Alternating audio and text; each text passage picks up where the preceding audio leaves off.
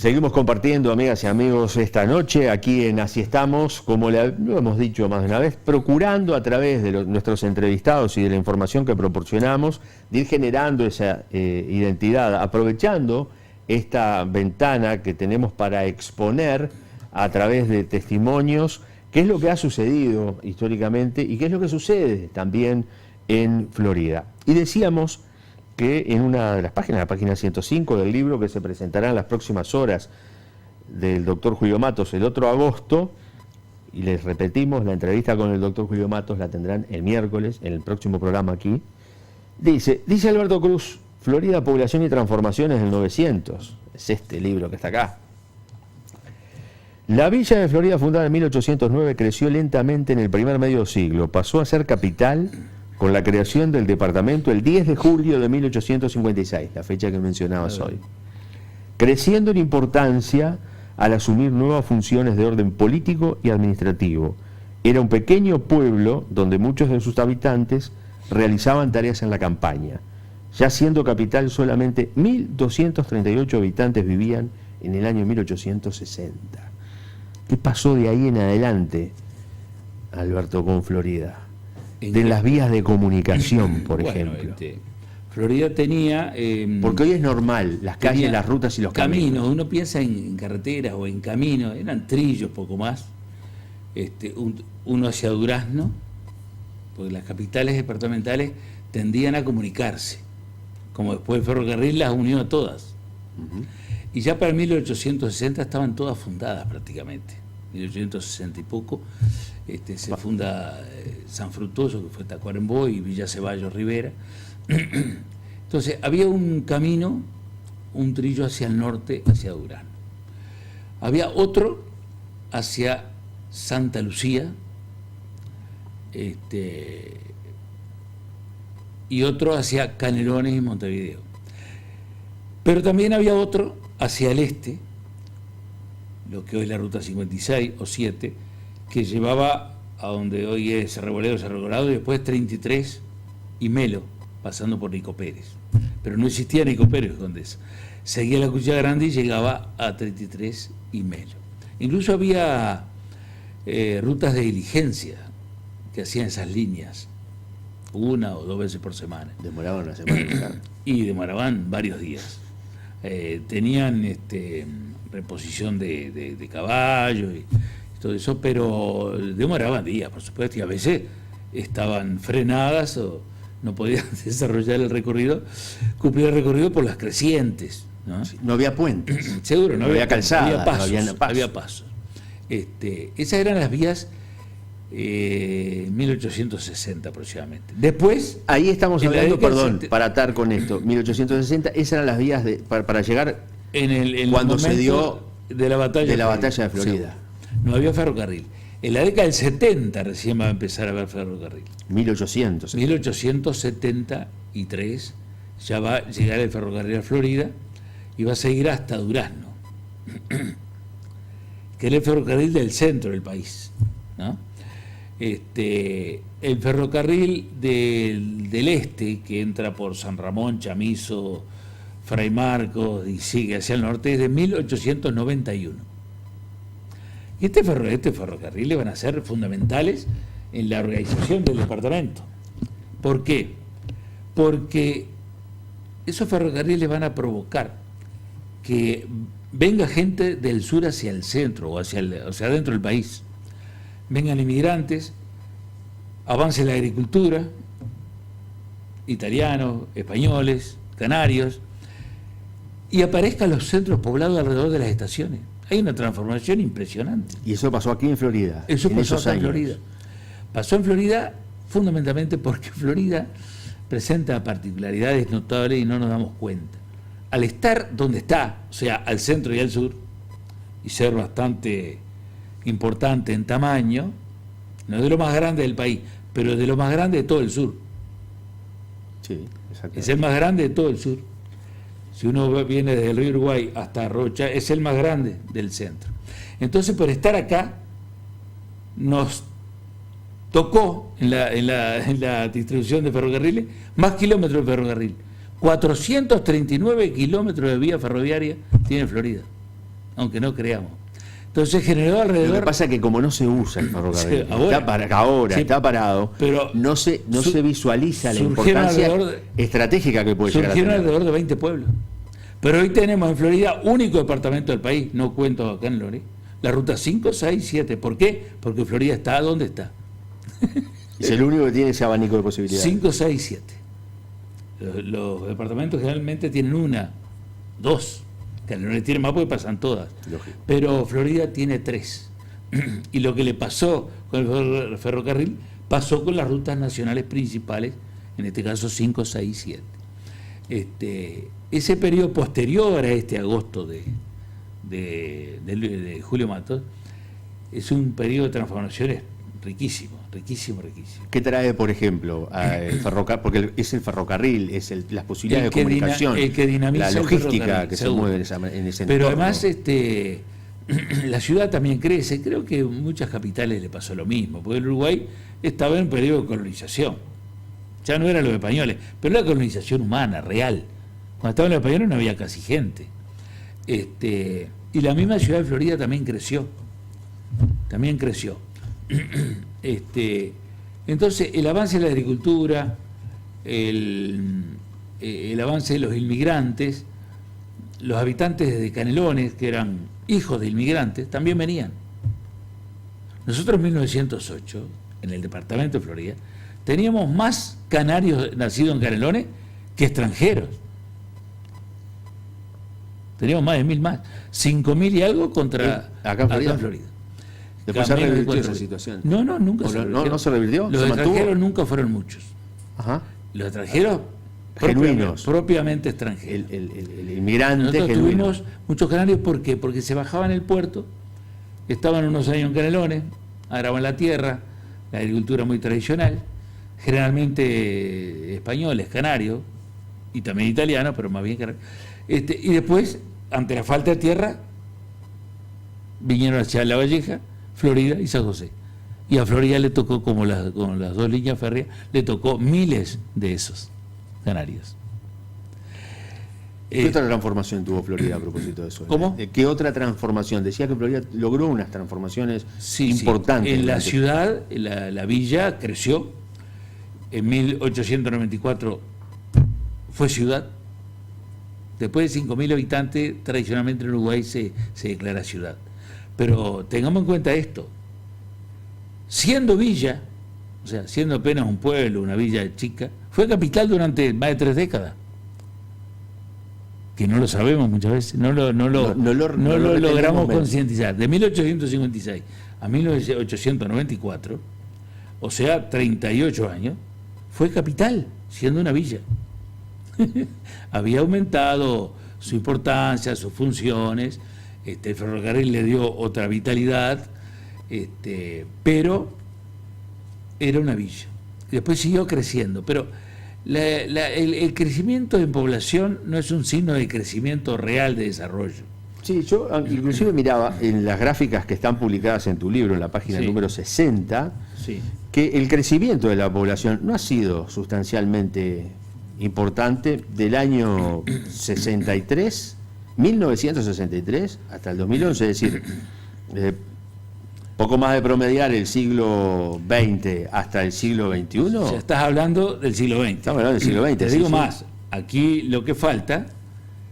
Esta gráfica que la voy a poner aquí. El problema es que es una gráfica el censo de 1930 es de Florida, no es un censo nacional. Ajá. Ese es aquí. Ese es solo de Florida, donde los que censaban eran floridenses, Antonio y María Fernández, Oscar González, Mario Camps, autoridades floridenses censaban, y la policía en el interior. Y tenemos ese dato de 1930, pero yo te diría que si acá hubiera habido censo, desde el 40 no crecemos. Nunca pudimos llegar a 70.000. ¿Por qué se da ese fenómeno? Porque es un fenómeno que ¿qué? Es un fenómeno interesantísimo, que está de la mano con la lentitud del crecimiento demográfico, la menor natalidad. Porque una tasa de natalidad baja. Bajísima. Aunque muchos digan, pero nacen muchos niños. No, nacen realmente pocos niños. Nosotros hoy en Florida prácticamente estamos empatando con los fallecimientos. Y lo otro que falta es lo que se fue. La gran emigración que hubo hacia el sur, hacia Montevideo y Canelones. No te hablo de algunos que se fueron al exterior, no, estamos de que acuerdo. fueron 1.000, 2.000, 3.000. Los que se fueron a trabajar, Acá, a estudiar y durante el siglo XX, te voy a dar este dato. En el año 63, Florida era el departamento de todo el país, sin contar a Canelones, que tenía más personas nacidas en Florida, en Montevideo y Canelones. Tenía 36.000 floridenses viviendo en Canelones y Montevideo. Éramos el primer departamento para Canelones y el cuarto para Montevideo. En el 63. Tengo clarísimo que en las primeras 3 décadas Florida era el primero. Que aportaba más gente. Que aportaba Florida, La Valleja y Durazno. Después fueron La Valleja y Durazno, Florida siguió a un ritmo un poquito menor, y eso provocó el estancamiento de la población del departamento. Es decir, una baja natalidad, una emigración negativa. Negativa. Era mucho más los que se iban que los que venían. Siempre algunos venían. Y eso se sigue manteniendo al día de hoy. Nosotros lo que tenemos hoy es una natalidad más baja aún. Tendría que decir índice de fecundidad, que es un concepto un poquito distinto, ¿no? No quiero saturar al oyente, al telespectador. Muy baja, muy baja. Nosotros tenemos una diferencia de 200 personas entre los que nacen y los que mueren. 200 personas teniendo migración, no crecemos. No crecemos. No crecemos. Al contrario, podés correr el riesgo de perder población. Yo tengo calculado todo el siglo XX, lo que no tengo con fecha tengo estimado, y en la década de 50 se produjo un bajón muy grande de natalidad. ¿Y a raíz de qué? Yo no tengo una explicación. ¿Hay alguna explicación sobre eso? Hay hipótesis, porque podés establecer hipótesis. Sí, nada más. La migración en la década del 40 fue increíble, fue asombrosa. Tenemos casi 7.000 floridenses que llegaron en la década del 40 a Montevideo, censado en el 63, se le preguntó el año de llegada. Esos 7.000 floridenses fueron a tener hijos a Montevideo, y no sabemos cuántos fueron a Canelones, pero sí Canelones tenía 8.000 y pico floridenses en el 63. Ahí está la explicación de por qué faltaron en ese periodo. Sin embargo, los 2 departamentos que más pierden o menos crecen entre 1908 y 63 son La Valleja y Durazno. Menos que Florida aún. Pierden más que Florida. Pierden más que Florida. Pero tengo claro, no sé si está ese mapa acá, tengo claro que la presencia de Florida en el centro-sur provocó, con la cantidad de ferrocarriles y de pueblos, que con La Valleja tuviéramos migración positiva, con Durazno, con Florida y con 33. Ganamos gente. Vino más gente. Claro. Vino gente ahí. Quizás eso compensó que no perdiéramos tanta población. A pesar de... Fuimos los terceros en que menos crecimos. Esos son datos interesantes los que hemos compartido hoy. Y hay otro dato que quiero compartir, y voy haciendo zapping en nuestra conversación, que es esta foto que aparece aquí. ¿Qué puente es este? Porque hay una historia también con los puentes en Florida, en la ciudad de Florida. Sí, ese puente no lo reconocemos con lo que conocemos hoy. Es el puente Pintado, que es el puente que se construyó, ferroviario que estaba... puente ferroviario del Arroyo Pintado, que se construyó cuando se cruzó la vía, se construyó la vía.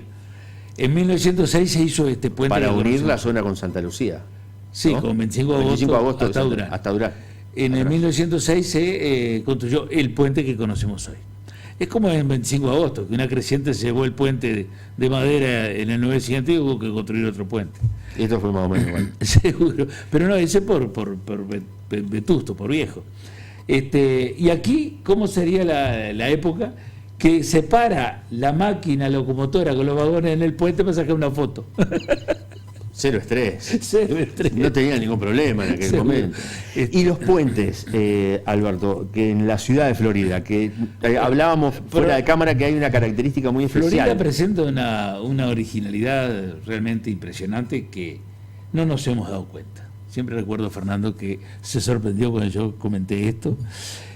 es que la ciudad de Florida tiene 6 puentes sobre el Santa Lucía Chico.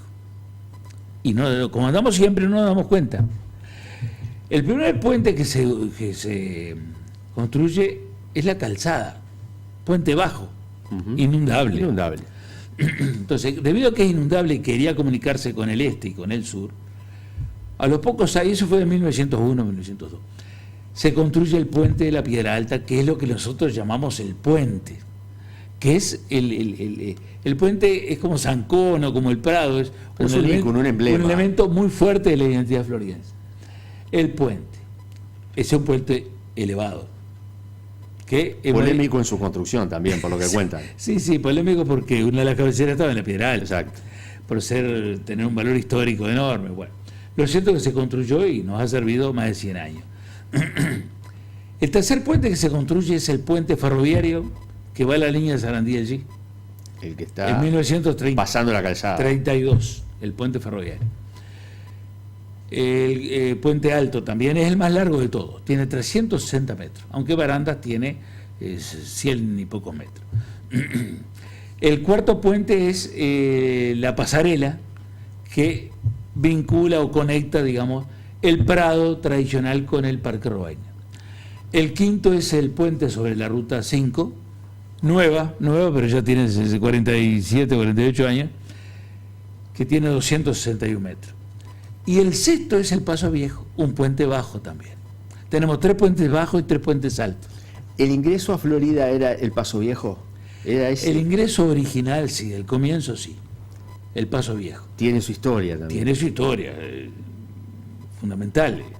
Gracias a la existencia del Santa Lucía y del Paso Viejo, quizá, Florida se ubica acá donde estamos. Quería hacer otra acotación. Todos estos puentes tuvieron un objetivo, se construyeron por una finalidad y siempre distinta. Por ejemplo, 2. Podríamos explicar la finalidad. La pasarela para comunicar, ampliar el espacio recreativo del Prado. En la ciudad, para que se pudiera ir al Parque Robaina. En la ciudad. El puente de la Ruta 5 porque en la década de 60 la ruta que se hicieron se quería que pasaran al costado de la ciudad. Ahí vemos la ruta por el costado que ahora se está poblando del otro lado. Bueno, el puente ferroviario, no hay duda. Y bueno, no sé. Y nos estamos terminando. Pero esto de los puentes es un tema. Pero esto es un tema. Yo he estudiado, he tratado de averiguar si en 33, si en Durazno, si en Tacuarembó, en San José hay 6 puentes en 22, 24 cuadras. No hay. Florida tiene el récord. Los floridenses no lo sabemos. Y esa también es una señal de identidad. Es una señal de identidad. Profesor Alberto Cruz, gracias por haber venido al programa hoy. Gracias por Como invitarme. Siempre nos falta tiempo, por suerte. Podríamos hablar horas. Podemos seguir entonces en otros programas. Muchas gracias y nos estaremos viendo en las próximas horas.